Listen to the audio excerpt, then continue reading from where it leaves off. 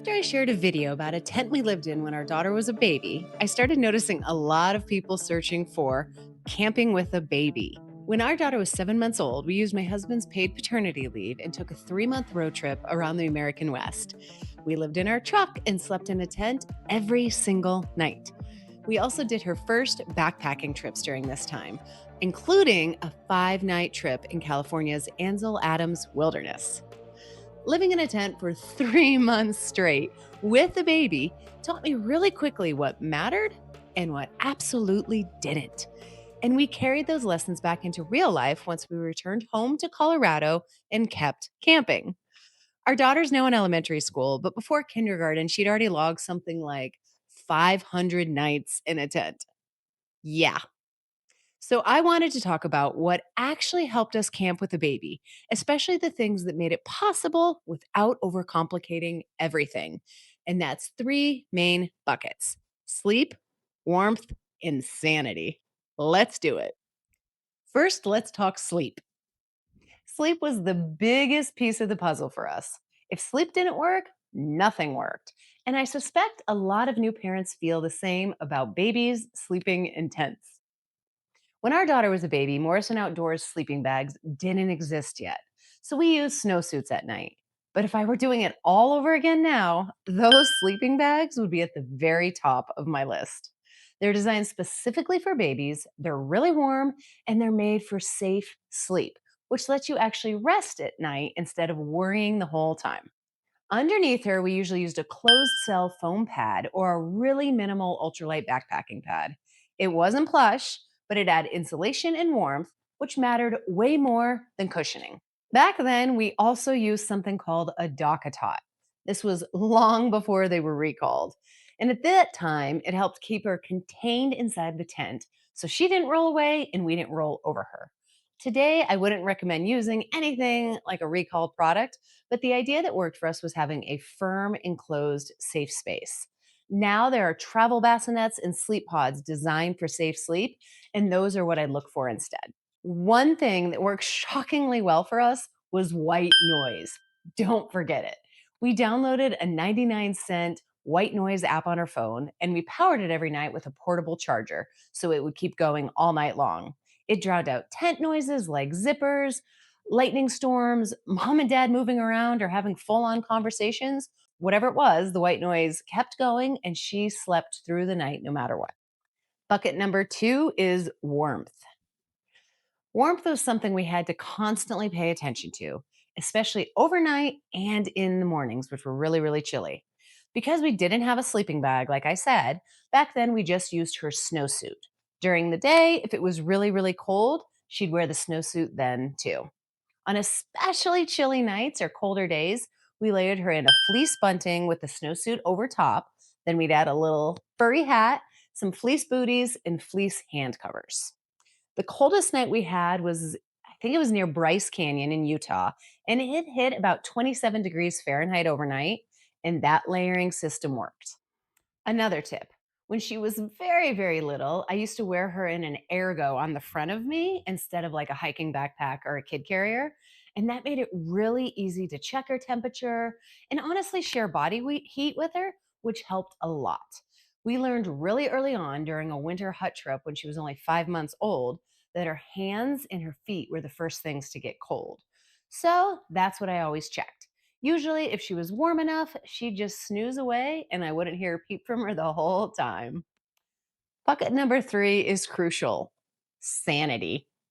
Okay, I will be honest. This third bucket is kind of a catch all because it includes anything from diapering, feeding, to those little tiny luxuries that I didn't know about before, but made our life that much easier. So, in general, all of these contributed to keeping mom and dad sane while living in a tent. So, yes, third piece was having really simple systems for diapering and feeding because those are the things that can derail a day really fast. Yet you have to do them all the time. So, starting with diapering, we did cloth diaper at home, but pretty quickly realized on the road that that wasn't going to be realistic. So, we switched to disposable. And honestly, it wasn't as hard as you think it was. We always carried a travel changing mat with us, and if she needed to change, we just plopped it down wherever we were, The ground, the trail, some rocks, the center console in the front seat of our truck, the tailgate. Just got it done. Pretty darn easy. If we were hiking in the backcountry, we carried a waterproof zippered bag that I got on Amazon and packed used diapers out in it until we could dispose of them properly. Yes, it's heavy and it takes up a lot of space. I'm not pretending otherwise, but it was manageable and it worked. During warm afternoons, we'd also let her do a lot of naked time around the camp to air out. She loved the sunshine on her little butt, and it helped prevent diaper rash from all the hiking and time spent in the kid carrier. Next up is feeding. Feeding is another area where I think people overcomplicate things or feel like there's only one right way. And in the backcountry, that's never the case. I had low milk supplies, so we supplemented with formula pretty much from the beginning. On the road, we did the same thing we did at home. I'd nurse until I was out, and then we'd switch to formula.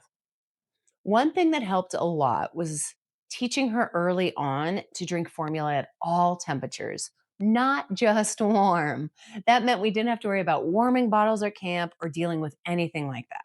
So at camp, once she was done drinking, we'd boil water on our stove and clean the bottles just like we would at home.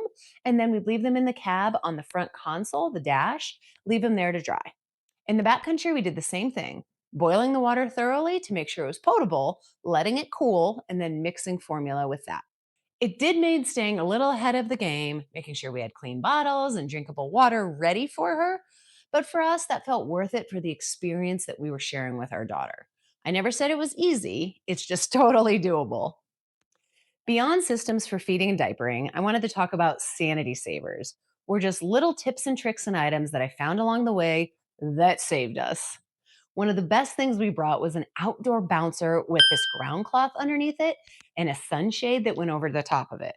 That's where we put her when we needed our hands, like to pitch the tent or make dinner or whatever else. We'd plop her in there and she would entertain herself, and we didn't have to worry about her crawling around the campsite and eating a rock. We also brought a couple of swaddles, which every new parent has, and wrapped them around her sunshade on her carrier to block the sun.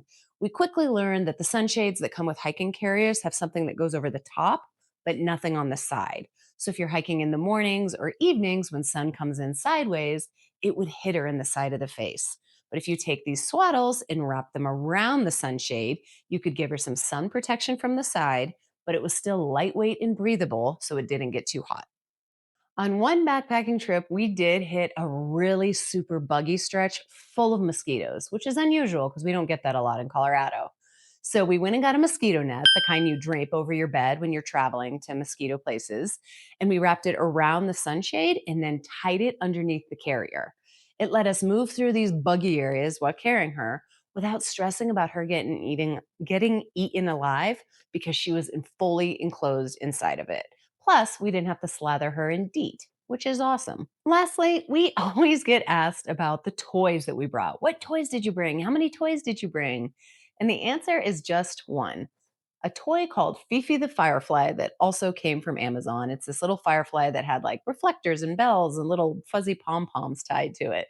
But honestly, she was more interested in sticks, rocks, zippers, and empty food containers. This was a big realization for me. Kids don't need much. She was perfectly content sitting in the sunshine out by a lake and watching some ants play, or crawling around in the dirt, or taking a small rock and a big rock and banging them together. No fancy toys needed. Camping with a baby wasn't about doing everything right or having the perfect setup.